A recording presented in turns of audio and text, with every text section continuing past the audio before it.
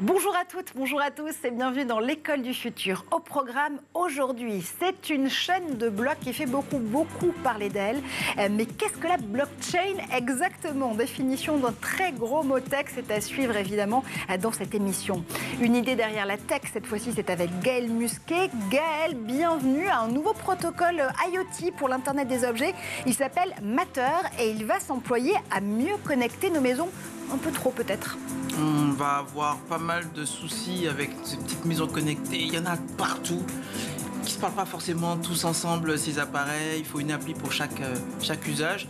J'espère qu'avec Matter, en tout cas, on arrivera à simplifier et à sécuriser tout ça. Oui, à simplifier peut-être aussi le hacking de ces objets, tu nous le diras tout à l'heure. Notre question du jour, le coaching est à la mode. Qu'on se le dise, développement personnel, productivité, storytelling. Pourquoi ces formatrices et formateurs 4.0 veulent-ils nous rendre meilleurs? Et surtout, comment mettre à profit leurs méthodes à l'école? On va en parler avec deux experts et expertes de la question. Lucie Lebaz, vous êtes experte, coach en personal branding transformatif. Vous enseignez également le design branding dans une école de design. Vous allez nous aider à décoder cette neuve langue de la formation. Bonjour à vous. Bonjour. Et puis en duplex avec nous depuis l'Allemagne, Christian Martin. Vous êtes learning coach, formateur, auteur de 60 minutes pour arrêter de procrastiner aux éditions Gérézo. On va apprendre avec vous à ne plus jamais rien remettre au lendemain. Bonjour. Bonjour. Tout ça, c'est dans une seconde, mais d'abord, focus. Stocker et aussi transmettre des informations en mode décentralisé, une technologie plus transparente et sécurisée. C'est la promesse de la blockchain, une chaîne de blocs qui n'est pas uniquement réservée aux cryptos et qui offre beaucoup de solutions, une véritable révolution d'ailleurs. Point définition, c'est tout de suite avec Xavier Terrade. Le Bitcoin, Ethereum et d'autres crypto-monnaies reposent sur un principe, celui de la blockchain, un système inviolable, transparent et anonyme qui permet d'éviter de passer par le traditionnel banquier. Chaque maillon de la chaîne signe lui-même le registre numérique sans qu'une tierce personne n'intervienne. Une clé chiffrée vient ensuite le verrouiller. Cette page de transaction qui forme un bloc est classée dans un dossier qui est donc la blockchain. Un dossier désormais accessible à tous les membres de la blockchain qui ont validé l'ensemble des transactions. Concrètement, ce sont des ordinateurs et des serveurs qui sont ainsi liés, comme l'explique Cookie Connecté sur sa chaîne YouTube, où il a plus de 136 000 abonnés. En fait, la blockchain est à la transaction ce que Internet a été pour l'information. Chaque échange effectué entre ses utilisateurs est enregistré sous forme de blocs qui, bout à bout, forment donc une chaîne, d'où la notion de blockchain ou chaîne de blocs en français. Chaque bloc de la blockchain contient un ensemble de transactions, évidemment. Ensuite, un bloc est caractérisé par un hash. Le hash, c'est une suite de caractères uniques servant à identifier le bloc. En gros, c'est l'empreinte du bloc. Ce hachage permet de garantir une grande sécurité sans avoir besoin de quitter sa communauté. C'est aussi pour cela que le nom des personnes n'est pas dévoilé. La blockchain est aussi une véritable révolution pour la signature de contrats ou d'autres documents. Le Massachusetts Institute of Technology a notamment commencé à certifier le diplôme de ses étudiants avec la blockchain. La blockchain, évidemment, qui pose des questions de transparence, on l'a vu avec le sujet de Xavier Terrade, Gaël, mais aussi de sécurité. Aujourd'hui, on peut dire qu'une blockchain est inviolable? On a de grosses garanties en tout cas sur la sécurité. Évidemment, il y a toujours moyen de contourner et de faire croire à l'humain en tout cas que certaines transactions ont bien été passées. On voit les scandales qui ont émaillé un peu l'hiver. On remet un peu les comptes à zéro, à la fois du point de vue de la consommation sur un certain nombre d'usines qui se sont arrêtées là pour le minage, et en même temps remettre au milieu en fait de tout cet univers-là les bonnes pratiques et les grands principes de la gestion de ces technologies qui, comme Internet, comme l'email, comme pas mal d'autres technologies, ont eu un peu de hype et là on revient un peu à l'essentiel. On revient un petit peu à une tech plus sobre et si on pouvait, notamment avec le minage de la blockchain, un peu de sobriété énergétique ferait pas de mal. Oui, et puis quelques gouvernances aussi qui ont changé sur Ethereum, sur les objectifs, la manière dont on fait les choses, le matériel qu'on va aussi utiliser. Et puis, quand encore une fois, on a été remis à zéro à cause des coûts de l'énergie. on revient à certains fondamentaux. Merci pour ce cours accéléré de blockchain. Tu nous as bien coaché, ça tombe bien parce qu'on va parler coaching justement dans notre question du jour aujourd'hui avec nos invités. Qu'est-ce que ça veut dire exactement? Pourquoi le coaching est à la mode et qu'est-ce qu'il peut nous apprendre pour l'école? On en parle tout de suite, c'est la première partie du talk. Et pour en parler à nos côtés aujourd'hui, Lucie Lebaz, vous êtes experte, coach et surtout enseignante en personal branding transformatif. Vous allez nous dire dans une seconde ce que ça veut dire pour de vrai. En Skype, Christian Martin, coach vous aussi, auteur de 60 minutes pour arrêter de procrastiner, c'est aux éditions Gérézo. Vous êtes learning coach. Là aussi, vous allez nous dire pourquoi est-ce qu'il faut être coaché pour mieux apprendre à apprendre. Mais d'abord, messieurs, dames, le coaching, c'est un marché à part entière. Il y a des organisations professionnelles pour ça. La Fédération internationale de coaching pour les coachs professionnels, c'est très sérieux.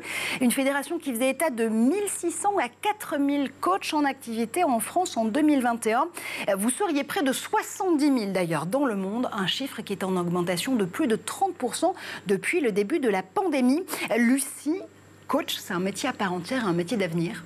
Oui, tout à fait. Je pense que c'est quelque chose qui n'est pas nouveau. Maintenant, on en parle énormément parce que je pense que depuis le Covid, il y a eu énormément de personnes qui se sont beaucoup posées de questions de positionnement, de carrière, de sens à leur vie.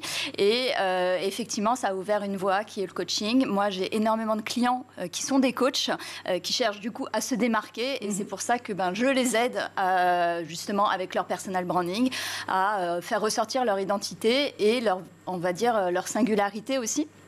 Donc je pense qu'effectivement c'est un métier d'avenir puisque un coach est là pour vous aider à atteindre des objectifs. C'est pas quelque chose qui était véritablement mis en valeur du temps, de la génération de mes parents ou de vos parents. Donc voilà, on en parle plus et c'est génial puisque en fait ce sont des professionnels qui sont là pour nous aider à nous voir. Donc et je pense que c'est vraiment essentiel aujourd'hui. Donc vous êtes une coach au carré, si j'ose dire, une coach de coach. Christian, vous aussi c'est votre métier depuis plusieurs décennies.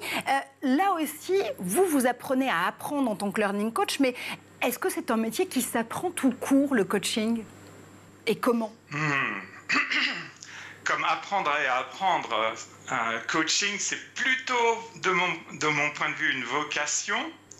Et les chiffres que vous donniez là sur le nombre de coachs au niveau mondial, en Allemagne, le marché des coachs est estimé à 50 000 coachs par Xing, le LinkedIn allemand.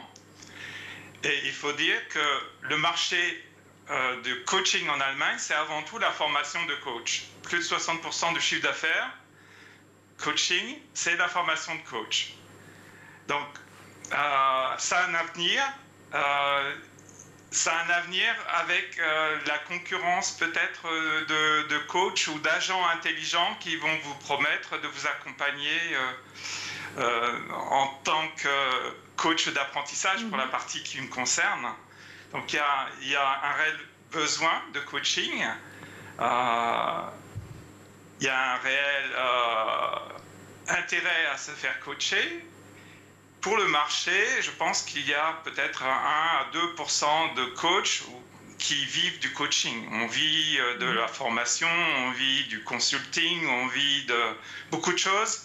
Le coaching représente une part infime de mon chiffre d'affaires en Allemagne, par exemple. Oui, de votre activité en réalité. Comment est-ce qu'on arrive à repérer, alors c'est un sketch d'humoriste d'une autre génération, mais comment est-ce qu'on arrive à repérer le bon coach du mauvais coach? Il y a des diplômes d'État, il y a des formations officielles pour devenir coach, Lucie? Alors, effectivement, il y a des écoles de coaching diplômantes, certifiantes.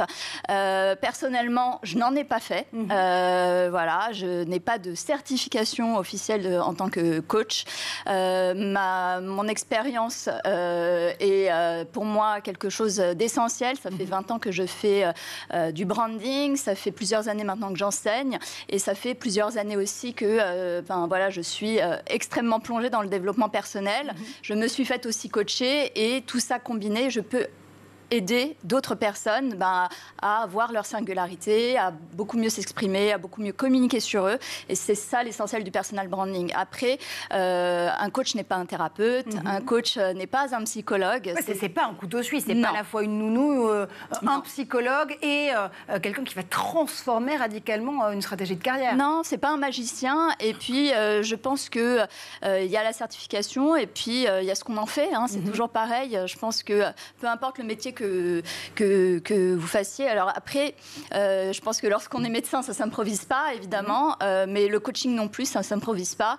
Mais c'est pas pour autant qu'une certification garantit une qualité de suivi et de résultats. Alors, on va essayer de comprendre exactement de quoi on parle. Parce que vous le disiez, Christian, tout à l'heure, finalement, dans votre activité, la partie coaching pure et dure ne représente qu'un petit pourcentage de votre chiffre d'affaires ou de votre activité au quotidien. Quand on parle de coaching, on parle de quoi? D'accompagnement, de planification de changement de vie et de carrière, de reconversion professionnelle. Le coaching, il nous accompagne pas à pas, oui, mais sur quoi en particulier? Dans la présentation que l'on fait du coaching, en général, c'est vous accompagner dans l'atteinte de vos objectifs. Et là, je rejoins Lucie sur le coach n'est pas un thérapeute. Le coach est quelqu'un qui va vous aider à regarder vers l'avant. Il va vous accompagner dans votre projet. Coaching d'apprentissage, je vais vous accompagner dans votre projet d'apprentissage. Avec des jeunes, ça peut être vous accompagner dans la réflexion sur l'orientation future. C'est un accompagnement qui repose sur le désir, la volonté, les valeurs de la personne. Et ce que je recommande dans le livre Arrêter de procrastiner à un jeune, s'il ne sait pas ce qu'il veut faire, c'est de faire son ikigai. Ce terme japonais qui est en fait la chose qui va nous guider pour avoir une vie belle, pleine, entière. Avec un adulte, je ferai quelque chose de différent.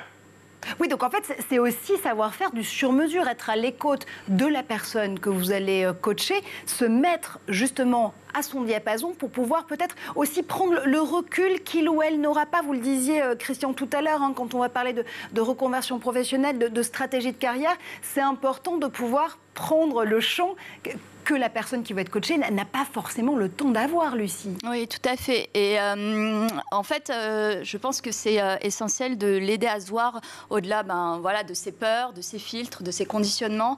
C'est ce que je fais aussi avec mes étudiants, puisque le conditionnement familial, la pression sociale, la pression des notes, des résultats, ce sont les mêmes pressions qu'on retrouve un peu plus tard, si on entreprend ou pas d'ailleurs. Je veux dire, même lorsqu'on est salarié, on vit tellement dans une société de performance que être focus tellement sur le résultat mène, on l'a vu, à des burn-out, des envies de reconversion, des envies de tout arrêter et de se dire finalement c'est pas fait pour moi. Donc pour éviter finalement cet effondrement intérieur, je pense que c'est essentiel d'être entre guillemets sur les bonnes rails, les bons questionnements et revenir en fait à quelque chose que parfois on a oublié, c'est la quête du plaisir dans ce qu'on fait et qui revient. Je pense qu'on en parle de plus en plus, mais la joie, le plaisir, ça paraît entre guillemets bateau, mais c'est tellement essentiel puisque dans tous les cas, on fera de toute manière mieux quelque chose qu'on apprécie de faire. Ouais, reprendre du plaisir, reprendre aussi du plaisir pour apprendre à apprendre et là aussi se donner toutes les chances de pouvoir le faire. Donc un petit peu plus d'ikigai, Gaël, pour cette année. Si tu consultais un coach, tu le ferais pourquoi, par exemple? Là, j'ai commencé le sport, donc j'ai ma petite montre là qui m'aide, c'est mon agent, qui m'aide et qui fait bzit pour me dire que j'ai atteint mon kilomètre. Pour l'instant, c'est sur mes objectifs de l'année dernière et de cette année. Petit peu de cardio, voilà. Donc c'est sur ces sujets-là. Donc toi, tu attends plutôt un coach qui te stimule et qui te pousse justement à sortir dans le faire froid, aller courir. C'est pas évident. Et c'est vrai que juste pour rebondir un peu sur ces différentes notions et définitions, c'est vrai qu'avoir quelqu'un à côté qui nous encourage et pour laquelle on va sortir, pour laquelle on va se mettre au travail, on va se mettre à faire les choses. Je pense que l'humain a encore de beaux jours devant lui dans le coaching par rapport à un agent de coaching qui peut être électronique, automatique, et qui n'est pas spécialement plus motivant qu'un être humain. Alors justement, tiens, la Fédération internationale de coaching a fait une étude entre 2 confinements, c'était en 2020, pour justement essayer de comprendre pourquoi les potentiels candidats au coaching venaient justement rencontrer ces accompagnateurs et accompagnatrices. Ils ont interrogé notamment des jeunes décideurs. Pourquoi ? Parce que c'est le portrait robot du premier client justement du coaching. À 70%, un décideur de 40 ans en moyenne avec un impact collectif. Ça peut être un dirigeant, ça peut être un manager, un chef d'équipe ou de projet. Voici ce qui répondent justement ces jeunes décideurs. Pourquoi vont-ils voir des coachs ? D'abord pour augmenter la confiance en soi à 80% d'entre eux, fluidifier les relations interpersonnelles pour 73% d'entre eux, développer des capacités de communication, ça c'est vrai pour 72%, et améliorer l'environnement de travail et l'équilibre vie pro-vie perso pour 67%. Ça vous semble fidèle, Lucie, aux gens que vous recevez ? Oui, tout à fait, puisque quand on parle de confiance en soi, et enfin moi, dans ma matière, le personal branding, c'est une reconnexion en fait à son authenticité, à faire la paix avec son histoire, son parcours, son passé. Il y a beaucoup de personnes qui viennent me voir et qui me disent « Bon, j'ai gommé quelques expériences sur mon CV », et en fait, moi, tout ce qu'on a envie de gommer, moi, j'ai envie de le faire ressortir, parce que ce sont des éléments de storytelling authentique, et je mets vraiment un point sur l'authenticité. C'est quelque chose que, encore une fois, qui est redevenu un petit peu, entre guillemets, à la mode, mais c'est essentiel pour connecter aussi avec les personnes avec qui on a envie de travailler ou collaborer. Pardon. Et ensuite, effectivement, ça augmente évidemment la confiance en soi. Moi, je vois des personnes qui sont à la base des introvertis se lancer dans le projet de l'écriture d'un livre, ou passer à la télé, ou trouver un compagnon, ou déménager, ou changer de poste, ou lancer une entreprise. Donc, c'est pour ça que je parle de transformation. Ça va bien plus loin qu'écrire du contenu, ça va bien plus loin que de magnifier son histoire personnelle et la rendre jolie et créer du pathos autour de ça. On est loin de ça, on est vraiment sur faire la paix avec soi, faire la paix avec son passé et s'assumer. Donc voilà, évidemment, ça vient renforcer la confiance en soi. Et donner le coup de booster qui va nous permettre justement de transformer une carrière, un équilibre vie pro, vie perso ou encore autre chose. Christian, vous diriez quoi finalement que le coach et le learning coach en particulier, puisque ça fait partie de vos activités, c'est le précepteur du 21e siècle ? Je crois que vous m'avez lu là, c'est pas possible. Non, vraiment, je ne vois pas ce que vous voulez dire. Je ne vous entends plus, Marjorie. Oh, c'est dommage, parce que justement, j'étais en train de vous dire que je n'avais absolument pas lu votre site, par exemple. J'ai rejoint Gaël sur le coaching sportif. J'ai commencé le coaching par du coaching sportif et j'ai coaché mes petits camarades en athlétisme dès l'âge de 13-14 ans. Et pour reboucler sur la confiance en soi de Lucie, une méta-étude pilotée par Hattie, un Australien, a démontré que le premier critère, le premier facteur de succès dans des études, c'est le sentiment d'efficacité personnelle, un concept que l'on doit à Bandura. Donc la confiance en soi, dans ses capacités d'apprendre et de réussir ce qu'on entreprend. Donc je rejoins bien Lucie sur cette dimension, l'importance de la confiance en soi, et quand les managers, les cadres ou les dirigeants d'entreprise veulent augmenter cette confiance en soi, les répercussions sur toute l'entreprise sont phénoménales.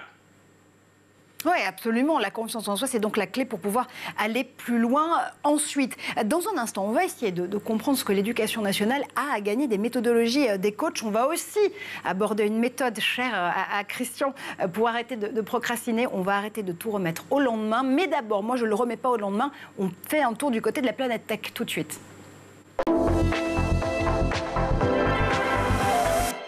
Et c'est l'excellent Zap, évidemment, d'Edouard Degnaud.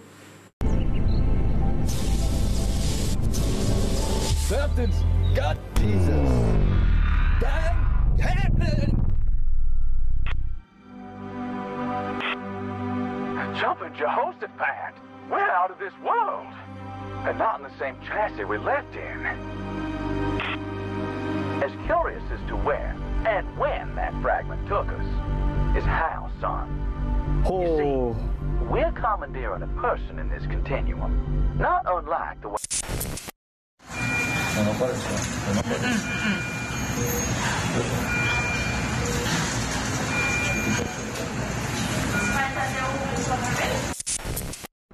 Está preparado?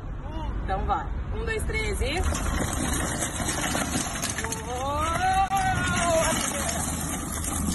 E agora nós vamos para a segunda. A segunda. E agora. Tênis.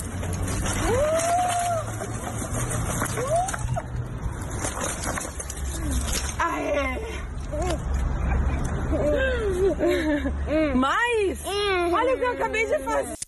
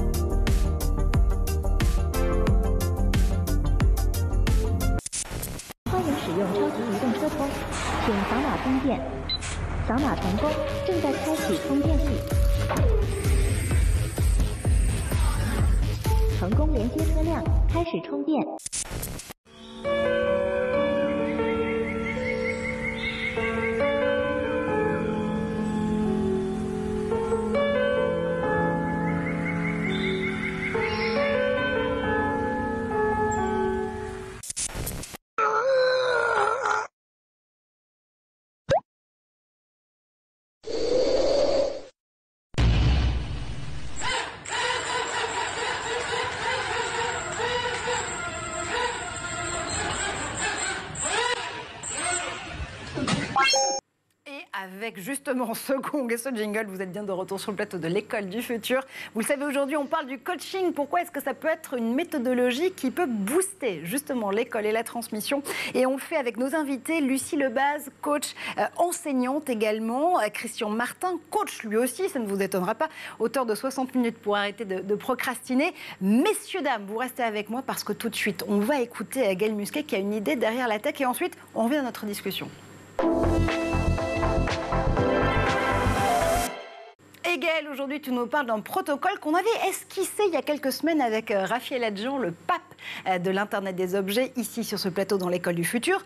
Ce protocole, ça y est, il a été adopté, il s'appelle Matter et il va nous permettre d'encore mieux connecter tous les objets de la maison, peut-être un peu trop d'ailleurs. Ouais, il va falloir un peu les coacher, ces objets connectés, parce qu'avant, pour connecter ces objets, il fallait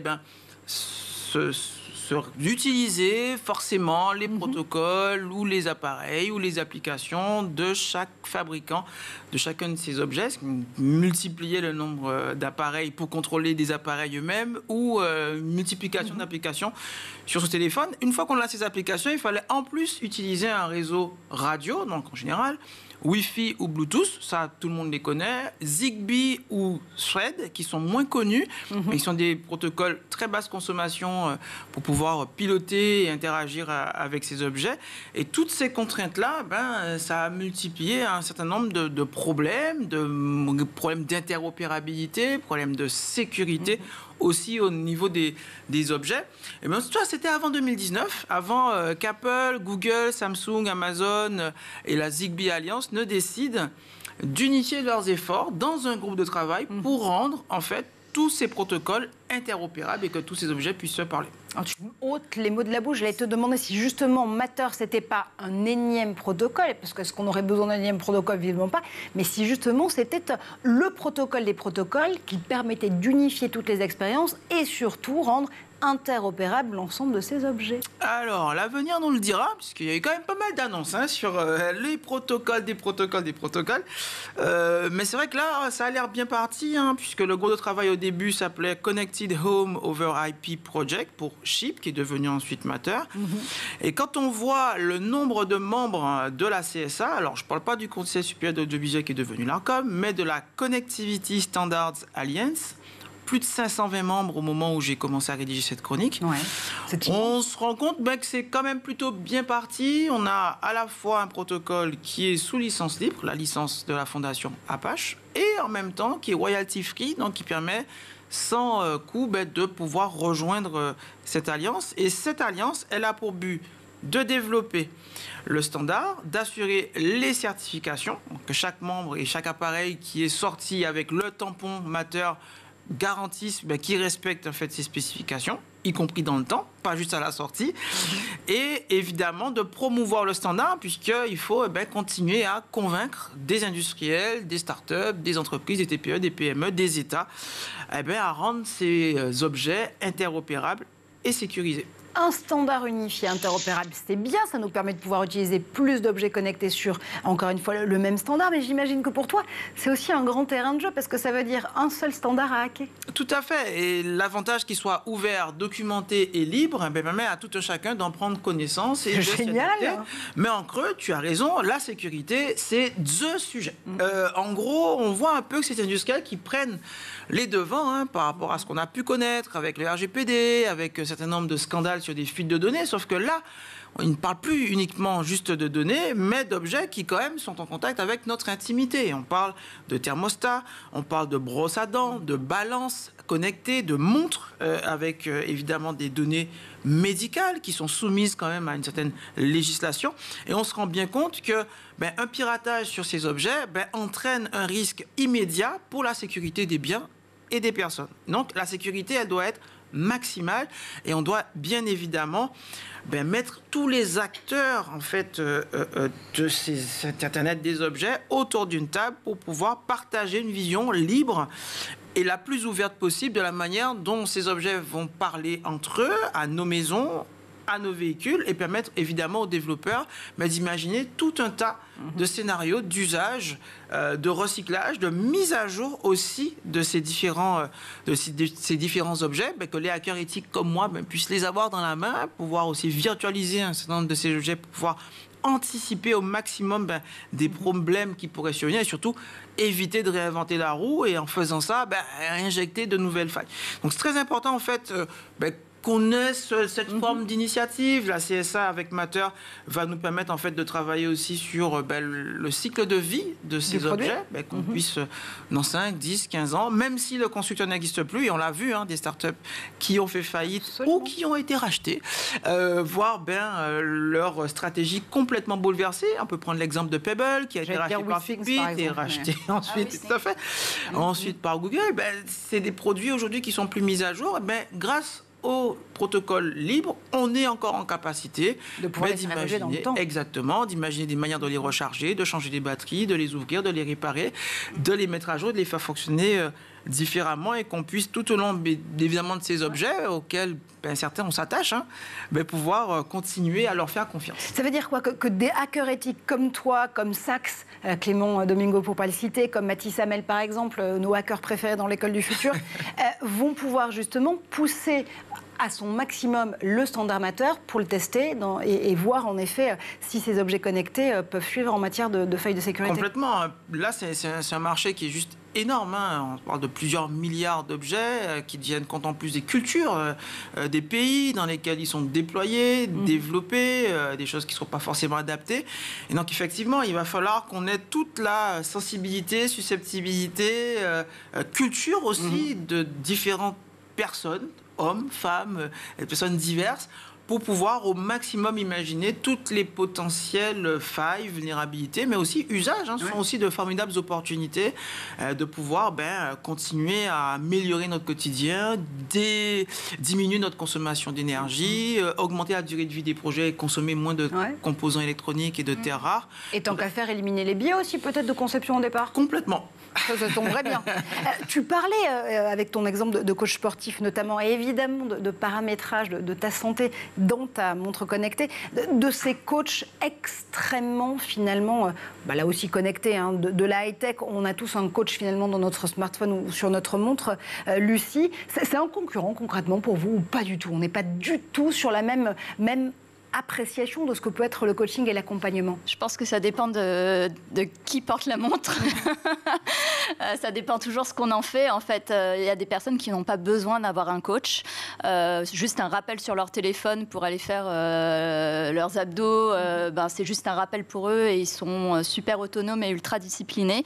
Et puis, il y a des personnes qui auront besoin d'avoir une énergie extérieure, humaine, avec des mots personnalisés qui seront connectés à qui ils sont, à leur histoire, en leur rappelant « mais tu te souviens quand tu as fait ça, voilà ce que ça a donné, nanana ». Et là, ça devient un déclencheur, un trigger, comme je peux souvent le dire, pour justement aider la personne à faire le petit pas supplémentaire vers son objectif quotidien et pas juste un objet, puisque on sait tous que lorsqu'on a l'objet, on a aussi le contrôle sur l'objet, alors qu'on n'a pas le contrôle sur son coach.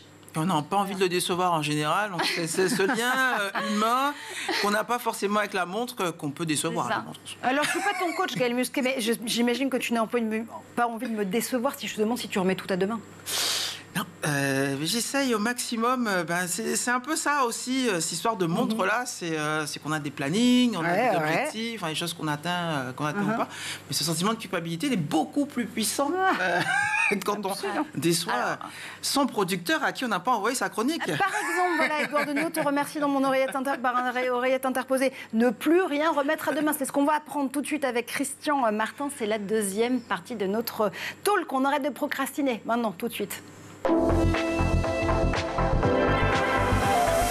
On est entouré de Lucie Lebaz aujourd'hui et de Christian Martin. Christian, vous êtes l'auteur notamment de cette méthode 60 minutes pour arrêter de procrastiner. C'est aux éditions Gérézo.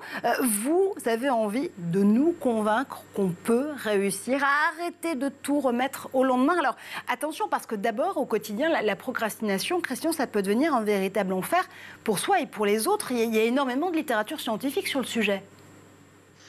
Tout à fait, il y a une littérature prolifique et ça n'arrête pas. J'ai consulté pas mal d'experts sur le sujet, dont Pierre Steele, un Canadien. J'ai consulté aussi des experts allemands de la lutte contre la procrastination. Ça concerne, selon les statistiques, jusqu'à 85% des étudiants, c'est pas mince. Et au niveau mondial, ça concernerait en moyenne 20% de la population mondiale. Certains peuples sont plus procrastinateurs que d'autres. En fait, ça nous concerne tous. La personne qui a fait le préambule au livre sur la procrastination est un expert en matière de procrastination. Il nous invite à savoir quand on procrastine, en fait. On procrastine tous. Pour certains, c'est une vraie maladie. Et dans les critères, dans le diagnostic qu'on peut faire, l'impact de la procrastination, c'est 50% de notre performance. L'impact de la procrastination, c'est 50% de tout ce qu'on avait planifié qui n'est pas fait en temps et en heure. Oui, c'est ça, parce qu'on est tous, finalement, nous sommes tous des procrastinateurs en puissance, si j'ose dire, Christian, mais il y a des degrés différents. C'est-à-dire que, typiquement, si on se dit, OK, allez, très franchement, cet appel, je peux le passer dans un quart d'heure plutôt que tout de suite, ou se dire, tiens, cette petite facture, je peux peut-être la régler juste demain parce que la deadline pour la régler, c'est après-demain. C'est pas très grave, rassurez-nous. Ça devient pathologique et ça devient un vrai objet de culpabilité, de stress et de dépression quand ça devient systématique. Tout à fait. C'est même un des critères de définition du vrai procrastinateur par rapport à qui, de temps en temps, ne fait pas ce qu'il avait prévu de faire ce jour-là, à cette heure-là. Et c'est les impacts sur la santé, les impacts sur le bien-être qui nous permettent de mesurer l'étendue des dégâts et de consulter un thérapeute qui va nous aider par le biais de méthodes de travail particulières à sortir et de la souffrance physique et de cette maladie, cette pathologie pour certains, qui est la procrastination. il y a une recherche, tiens, je voulais vous partager cette étude de chercheurs suédois. Vous parliez tout à l'heure des 80% d'étudiants qui procrastineraient de façon régulière. Justement, ils se sont intéressés à ce phénomène entre remettre à demain soit son devoir, une partie de ses travaux de recherche, et la santé mentale de ces étudiants. Voici ce qu'ils disent en fait. Le cadre d'enseignement universitaire offre parfois une trop grande liberté. Ça nécessite une capacité notamment d'autorégulation. Or, tous les étudiants ne l'ont pas. Ils ont analysé le comportement de plusieurs groupes d'étudiants pendant 9 mois. Ils ont même développé ce qu'on va appeler une échelle de Richter, en quelque sorte, de la procrastination, la PPS, Pure Procrastination Scale. Résultat, la moitié des étudiants, pour un des groupes qu'ils ont observés en tout cas, procrastinent de façon plus ou moins régulière et plus ou moins problématique, mais le score augmente quand, justement, les symptômes de dépression, d'anxiété ou de stress, là aussi, ils sont corrélés. Et puis, ça peut être associé à une mauvaise qualité de sommeil, d'inactivité physique, de présence de douleurs de membres supérieurs, de solitude ou encore de difficultés économiques. On voit qu'il y a donc urgence à arrêter de tout remettre encore une fois au lendemain, Christian. Oui, tout à fait. Et ça commence très tôt, en fait. La procrastination, c'est... si on analyse un peu les causes de la procrastination, elles sont diverses et variées, mais à l'origine, c'est une croyance, pour certains, sur la conviction profonde qu'on ne va pas y arriver. Ça peut être, au contraire, le fait qu'on se croit capable de travailler mieux sous pression, au dernier moment. Ça peut être la crainte d'échouer. Donc, travailler sur le sentiment d'efficacité personnelle, pour moi, c'est la meilleure prévention qu'on puisse faire avec des enfants, des élèves, des étudiants, en leur donnant les outils pour se prendre en main, se prendre en charge, devenir autodiscipliné. Gaël n'a pas besoin de sa montre pour aller courir. Moi, je n'ai pas besoin de ma montre pour aller courir. Par contre, si à un moment donné, j'ai pas envie de faire mes 20 km à vélo d'appartement, j'ai mon plan d'action qui me dit aujourd'hui, il faut faire ces 20 km et tu vas les faire. Voilà. Vous parliez justement de tout l'apanage des populations qui peuvent justement mettre en place cette stratégie très effective, ces clés que vous nous donnez dans le livre. Il y a les profs aussi, par exemple, parce que c'est un livre dans lequel vous prenez beaucoup de cas d'usage et là aussi d'exemples. Madame la prof n'arrive pas à corriger ses copies, dites donc, c'est du vécu. Oui, tout à fait, mais moi je n'étais pas un procrastinateur. J'ai travaillé comme prof en Angleterre, en Allemagne et en France, et j'ai terminé par la France. Et c'est ce qu'on entend dans la salle des profs tout le temps. Pourquoi ? Parce que c'est très fastidieux. En plus, quand on sait que les notes, c'est à peu près le pire moyen d'essayer de motiver des élèves, donc on est en train de faire contre sa volonté quelque chose de très ennuyeux, très fastidieux. Donc, la plupart des profs le font au dernier moment et se font un week-end entier pour corriger des copies. Et donc justement, tout l'enjeu, c'est de ne plus faire ça et de pouvoir là aussi avoir un rétro-planning, s'adapter et puis voir le bénéfice aussi qu'on a à pouvoir préparer ses cours ou corriger ses copies plus en amont. Ce sont les méthodes et les outils que vous détaillez justement dans ce livre. Lucie, oui. Vous ne remettez rien à demain, j'espère. Alors, ça peut m'arriver. Je pense que ça fait partie, le cerveau aussi a sa manière de fonctionner. Et ça, dès lors qu'on commence à le comprendre, on accepte mieux aussi de procrastiner. Ça ne veut pas dire se déresponsabiliser, en fait. Ça ne veut pas dire oublier ses priorités. Ça veut simplement en fait se poser la question pourquoi je procrastine, et si je procrastine, c'est que soit il y a une peur, soit il y a une croyance, soit il y a un manque de plaisir et de sens. On se poser la question à chaque fois, après au bout d'un moment c'est une gymnastique, et moi personnellement, et j'invite aussi mes clients à se poser ces questions pour les rendre encore plus autonomes et se dire voilà, si t'as pas fait ça, qu'est-ce qui a bloqué et comment on peut remotiver en fait quelqu'un à atteindre cet objectif plutôt que de le culpabiliser. Je pense que sur la culpabilité et la naissance de la honte, et sur la honte rien ne pousse.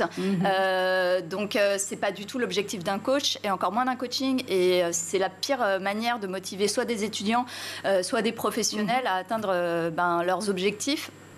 Donc très simplement, je pense qu'il est essentiel, encore une fois, de revenir à cette quête de plaisir alliée au devoir, même si on sait tous que sortir du il faut, je dois est essentiel, hein, parce que il faut que je fasse 20 km. Personnellement, moi, je suis une ancienne marathonienne. Quand j'avais mon plan, au bout d'un moment, j'étais épuisée. Je savais qu'il fallait que je le fasse, mais je l'ai adapté. Et ça ne veut pas dire que j'ai pas réussi mon objectif. Mais au bout d'un moment, il faut savoir aussi écouter ses envies du moment et son envie de plaisir, parce que c'est ce qui donne aussi du sens à ce qu'on fait. Motivation contre culpabilisation. Quand je vous écoute, je me dis que l'école a peut-être des choses à apprendre, justement, des méthodologies de coaching. S'il fallait adapter aujourd'hui, notamment une de vos méthodes à l'école, ce serait laquelle ? Ben moi, personnellement, alors, je fais pas de binge notation. Je sais pas comment on peut dire ça. Je note beaucoup en continu les élèves et j'essaye aussi de les noter à l'oral à la toute fin. Ça veut dire que ils ont à chaque fois une opportunité de progresser, de comprendre ce qui n'a pas été avant et à la fin de me faire un bouquet final. Ce qui fait que moi aussi, j'économise mon énergie, entre guillemets, pour être encore meilleure pendant mes cours et ça leur permet d'être d'une semaine sur l'autre en totale progression. Donc après c'est ma méthode, mais je trouve que effectivement, plutôt que de faire un gros examen final avec un gros rendu, oui ils ont un rendu et oui ils auront un PDF à me rendre ou une restitution.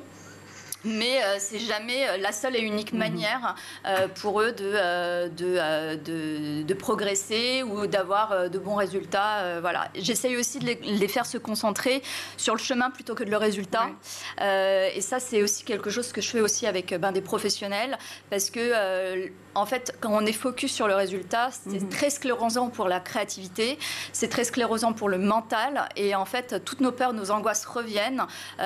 Donc après, soit on fuit, soit on y va en force et on travaille comme un bourrin, mais on s'épuise et on n'a plus du tout envie de nous parler de cette matière. Donc voilà, ou alors on est figé, ou alors on va faire quelque chose qui a déjà été fait 1000 fois sans aucun appel à notre fulgurance créative. Et donc voilà, donc ça sclérose tout. Donc non, pas de culpabilité. Pas de culpabilité. On ouvre les chakras de l'éducation. Christian, si je comprends bien là aussi. On termine avec vous très rapidement, encore une fois. Qu'est-ce qu'il faut changer ou qu'est-ce qu'il faut adapter en matière de méthodologie coach pour mieux faire fonctionner l'école ? Ma proposition, ce serait d'introduire l'apprentissage en équipe à 2 niveaux. Au niveau des élèves et au niveau des profs. L'expérience de prof en Angleterre était enrichissante sur la dimension apprentissage collectif. On était organisé par domaine d'enseignement. Donc les profs de langue étaient ensemble. Les profs de physique, mathématiques étaient ensemble. L'apprentissage en équipe, c'est une des données fondamentales de l'organisation apprenante. Et aujourd'hui, dans un monde VUCA, que vous définirez pour moi, apprendre à apprendre, c'est critique. Apprendre en équipe, ça permet d'être plus rapide et d'aller plus loin, et surtout de soulager la charge mentale de chacun lorsqu'il doit apprendre. Si je m'engage à apprendre dans un cadre d'apprentissage en équipe, je suis engagé vis-à-vis de l'équipe. Voilà ma proposition pour l'école de demain. Eh ben, elle est formulée, en tout cas, sur ce plateau dans l'école du futur. Merci infiniment, Christian Martin, de nous avoir rejoint et témoigné de cette expérience de coach dans cet épisode aujourd'hui. On vous retrouve évidemment dans ce livre, 60 minutes pour arrêter de procrastiner. Lucie Lebaz, on vous retrouve partout, sur YouTube, sur Instagram, pour cette méthodologie, et sur LinkedIn, évidemment, on vous donnait des conseils très précieux et des workshops, notamment, auxquels on peut s'inscrire. Gaël Musquet, on te retrouve partout, là aussi, surtout sur les réseaux et surtout dans les objets connectés que tu aimerais bien pirater pour aider à améliorer. Nous, en tout cas, on se retrouve dès demain sur le plateau de l'école du futur. À demain.